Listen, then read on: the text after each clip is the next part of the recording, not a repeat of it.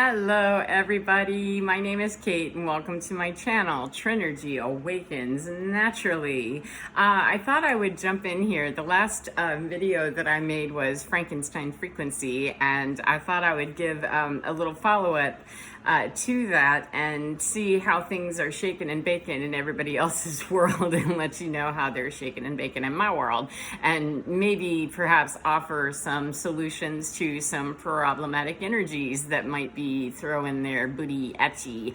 I don't know. It's a full moon coming up in just a few days. It's full moon in Sagittarius, which can be an interesting time. And the sublime can get full of all kinds of creepy crawly things. It's a supermoon, and there's just a lot of stuff going on cosmically in the cosmology above we, not the cosmetology. That's the hair, and it's a lot of fun and everything, except I'm talking about up above you, way up in the air, the cosmology, which I'm not into labeling a particular religion, faith, doctrine, whatever. I go a lot on quantum understanding. I am an energy healer, an energy channeler, an intuitive, an empath, and an energy feeler. And I've been feeling a lot of energies that have been coming at me in a very ugly way over the last few days with these recent planetary movements. And we've got Jupiter in retrograde, Venus, we've got all kinds of stuff coming in, and Gemini will be transitioning in, and a lot of powerful planetary movement that is suggesting to us that, there's always time, no matter what time of the year it is. This is a timeless message for any collective that might be clicking on it. It's time for you to hear it then. It's time for me to hear it myself whenever I need to hear it and not fear it, because there are times whenever I'm getting these waves of energy that I'm being called to, hey, what's the best synergy and trinergy for me to find in this space? Where do I find my divine? And where do I ungank what ain't mine? And so I had gone down under, and after my little Frankenstein video, it was quite hilarious. I actually woke up in the middle of the night at 3:33 with a tarot reader doing a Scorpio reading, and I don't consciously know a Scorpio that I'm aware of. I do not know a Scorpio that I am aware of, out here in 3D. And I'm willing to go all, astral reality with other people in their other Ds. However, please, I don't want you to define that for me and tell me that that's the absolute answer, the only answer, and heaven forbid that you're the only tour guide and it only will take me about $800 in order to take that ride.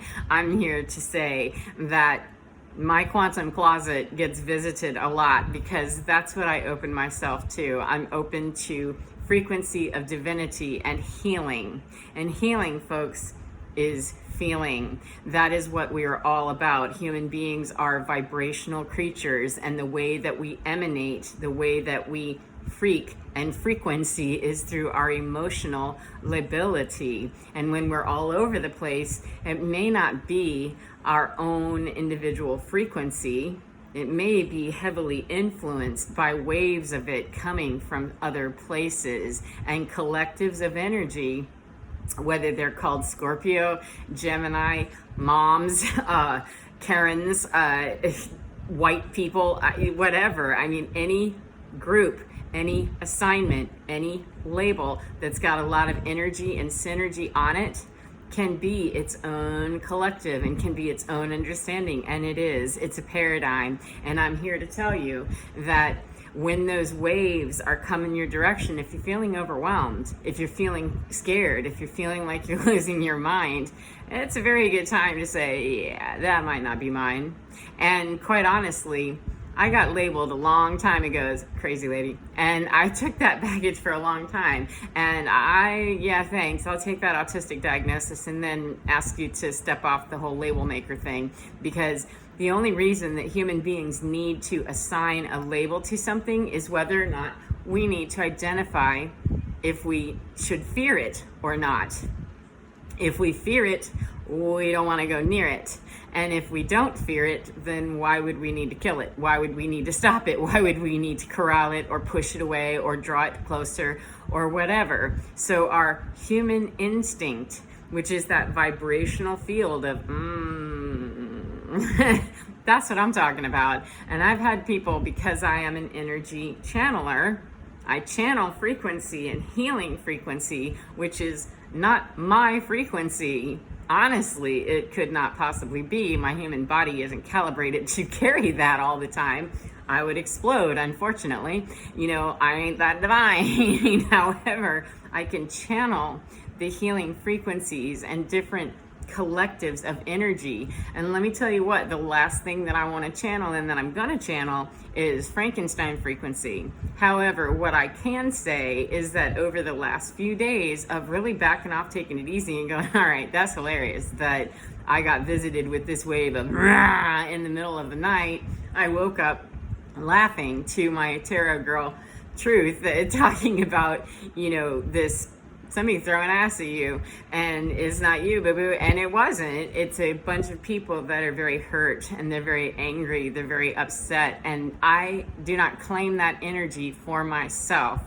I don't claim any energy at all for myself, as my frequency, unless I freaking identify it as me.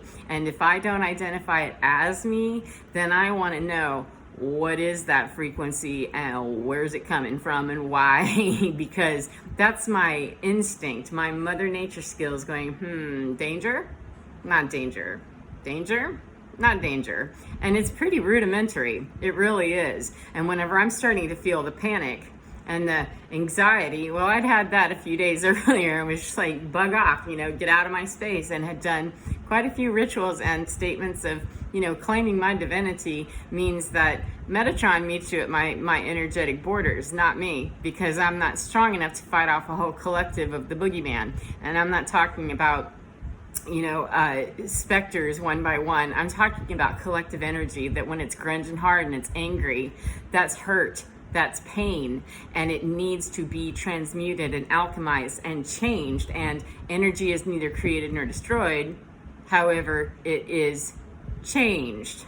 Okay? It's neither created nor destroyed. It is transformed. And energy that's coming at me in a rage or I don't care what intensity level it is, whether it's up here, if it's coming in something that's not one of those divine frequencies, that's some garbage that needs to be alchemized immediately. And it's not mine to do. I cannot do a tidal wave of energy coming at me, boo-boo, any more than anybody else can. And anybody trying to sell me a ticket or tell me a story about how they can, handle all that glory, I haven't met them yet so far. And there isn't just one face that can do all of that, or that really should, in my opinion, claim to be able to do all of that. We are our own individual nations, our own individual stations. We're our own individual energetic addresses and signatures, and our own divine vibrations. However, when we're joining together in lower frequency, we can really start making some horrible choices for ourselves and other people, and then start making, rationalizations about how that's just an okay thing to do. And then all of a sudden we have cultures and cultural ideas and bad biases and just stuff that doesn't serve humanity. And there's not one frequency on the planet that does not belong or isn't allowed to be here. It's a matter of, does it serve the collective good? Because if it only serves one, then why would one be able to benefit and no one else? Think of it in those terms. If it's only going to serve one, imagine it not being you being the one, and for whatever reason, you'd be the one that'd be shut out. That's not how I want to play. If I want something for me, I want it for everybody else. So if I want something for everybody else, that means that it's fair. And that's the way it's been in my mind for as long as I can remember. Now, why other people don't want to play by those rules, I don't know. I don't care. All I know is I'm not looking to punish anyone that's ever done me wrong. I'm certainly not looking to take any punishment. And those few days ago, I was worn out with, look, enough is enough. You're hurt, you're angry, you're sad. And if you're blaming and shaming and mad, I can't do anything to help you transform that. That's got to be a switch that you change in your mind, and you can't show up in the undivine to try to do that. Not in my closet, your closet, or his closet, or their closet, or anywhere else. Whether you identify as a Christian, a Muslim, or an atheist, it doesn't matter. Your energy, you can label yourself anything you want to. However, if the feet underneath your mouth are walking a walk that is just really synergistically not holy and divine, and whether it's religiously oriented or not really doesn't matter, then life is not going to be fine for everyone on the planet. And if we look around, it's not. There's a lot of suffering.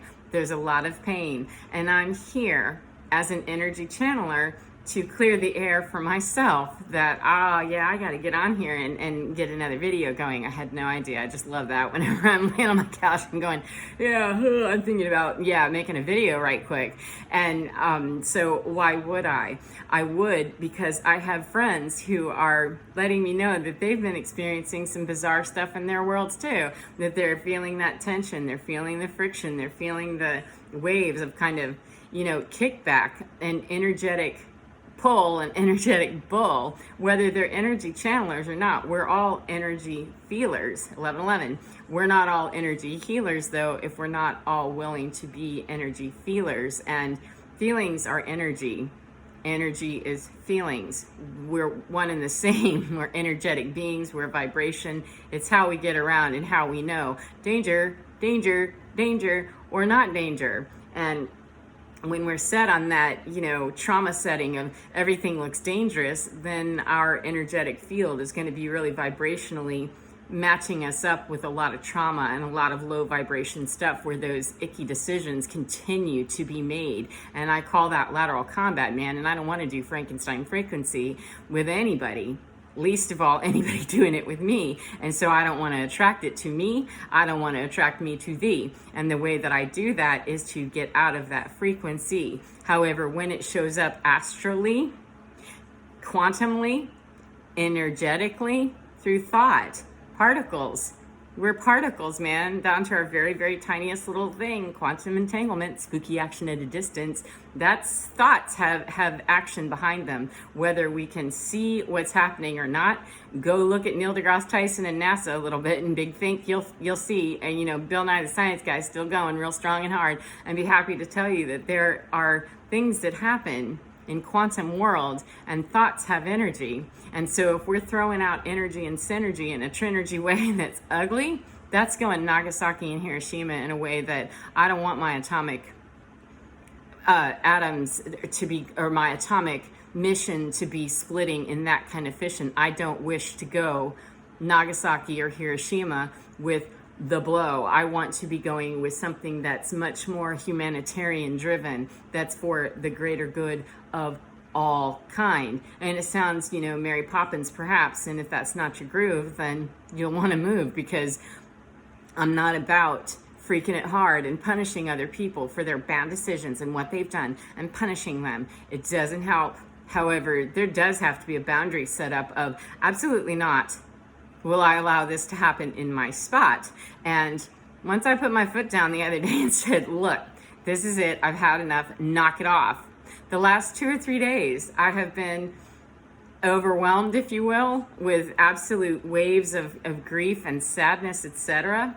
And the most profound dreams that I'll get into those in a moment. I'm going to close this one because I am keeping these at 15 minutes and just going to tell you that if this is where we leave this together, I want to leave this at least with feather is a beautiful representation. Many people believe it's the angel speaking. You call it whatever you want to.